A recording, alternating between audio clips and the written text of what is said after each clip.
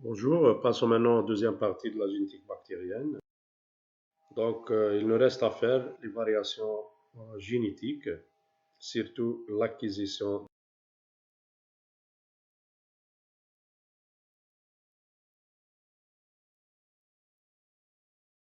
exogène.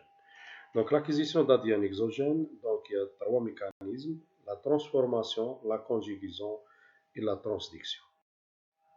La transformation, donc, pour donner une définition globale, au transfert génétique, c'est qu'il y a une bactérie donatrice, il y a une bactérie réceptrice. Donc la bactérie réceptrice est donatrice, donc la bactérie donatrice, c'est la bactérie qui donne son génome, quelle que soit vivante, soit morte. Là, on va voir par la suite que même la bactérie, elle est morte, elle peut donner son génome, parce que l'information génétique, elle est portée sur le génome.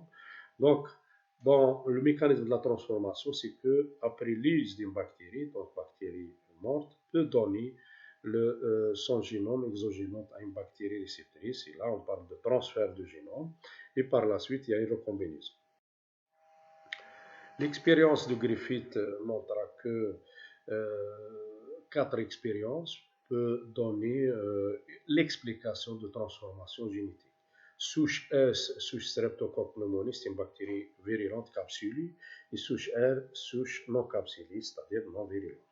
La première expérience, si on injecte la souche S, qui est virulente, donc le résultat final, si on injecte cette souche à une souris, donc septicémie mortelle due à des bactéries de type S virulentes parce que la capsule porte la virulence.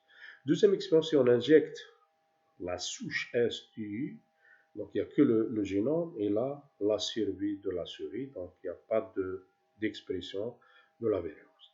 La troisième expérience, si on injecte la souche R, on a dit que la souche R non capsulée, non virulente, donc résultat pareil, donc la souris survit. Et si on fait le mélange de l'expérience 2 et 3, donc la bactérie ST et la souche R, donc là, résultat, septicémie mortelle à des bactéries de type S. Et là, ça donne l'explication qu'il y a un transfert de l'information génétique. Donc, du matériel provenant des bactéries mortes peut transmettre la virulence. Donc, la bactérie morte porte l'information pour la synthèse de la capsule, qui est virulente, et ça, en 44 avril, montre qu'il s'agit de l'ADN. Quelles sont les caractéristiques de la transformation? On a dit que le DNA doit être libéré d'une bactérie exogénante.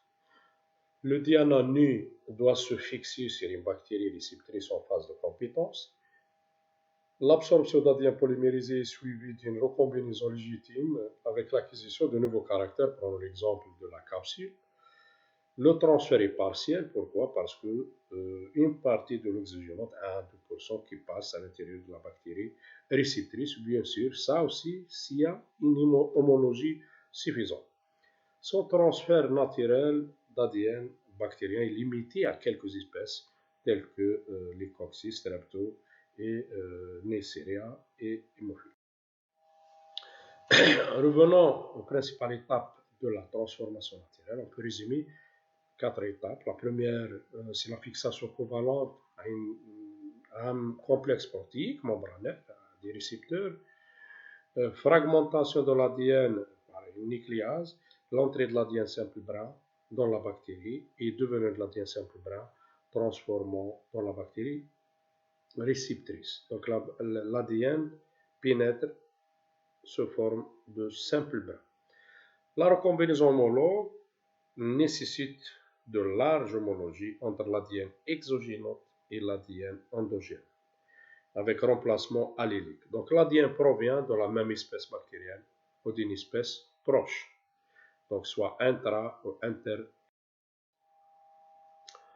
On peut schématiser le mécanisme de la transformation, comme vous voyez. Donc la bactérie, elle doit être obligatoirement en état de compétence, donc elle donne signal.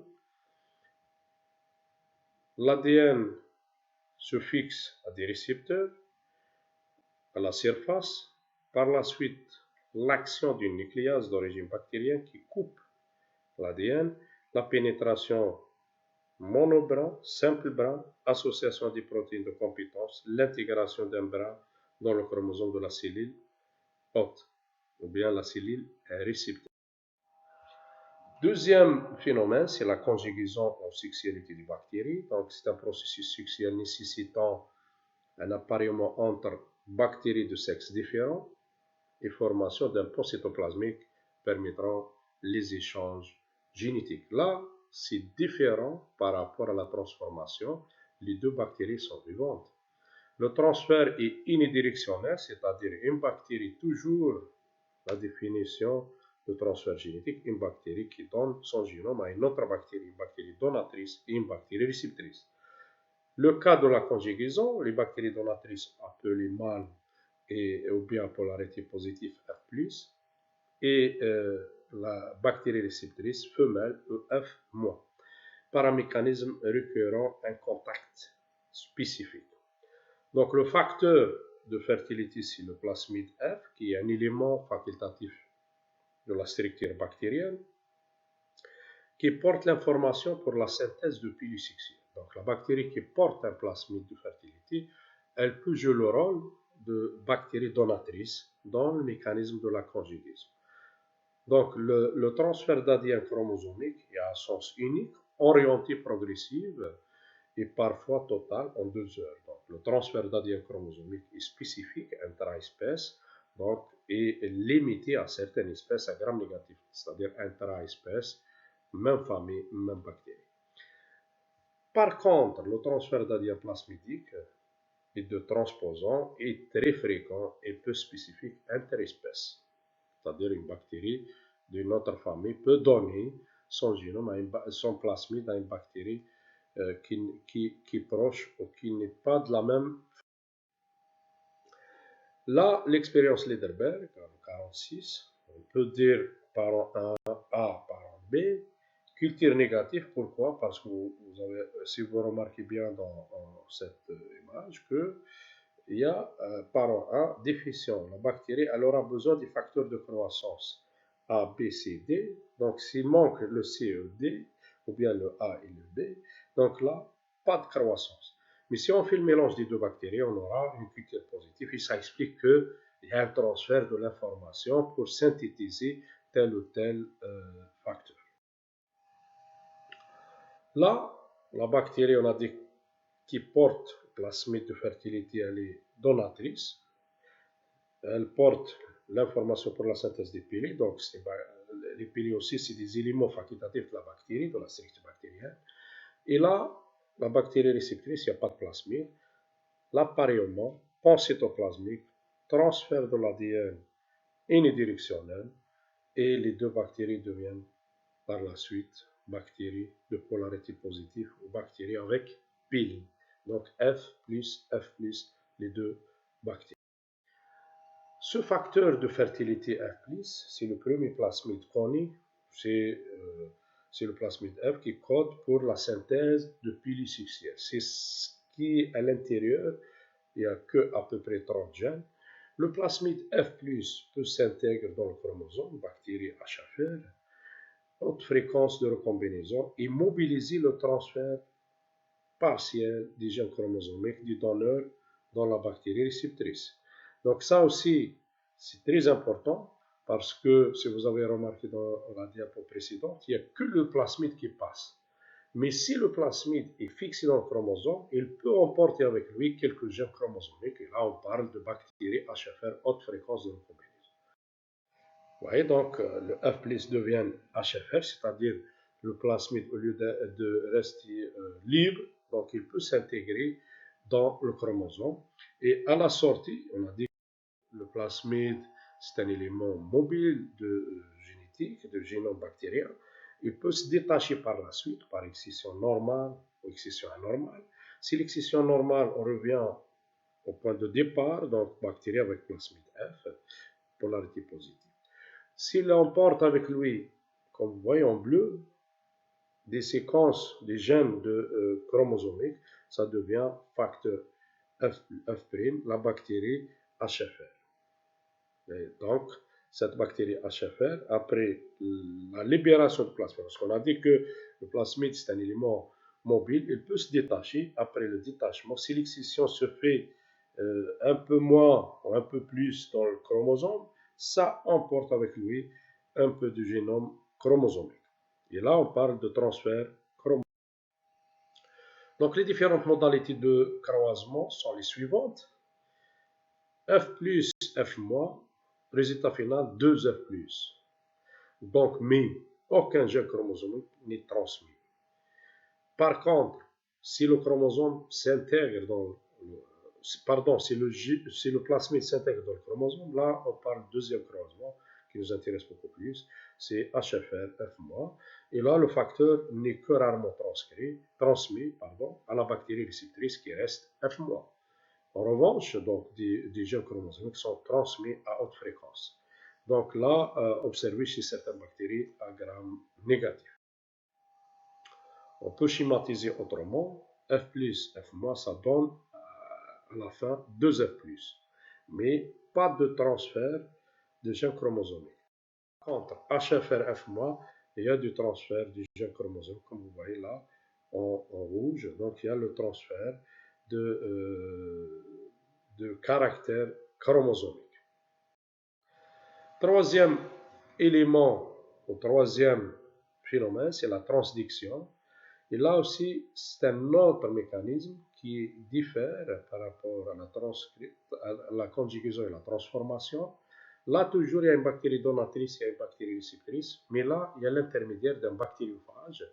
Et le bactériophage, c'est un virus qui attaque les bactéries.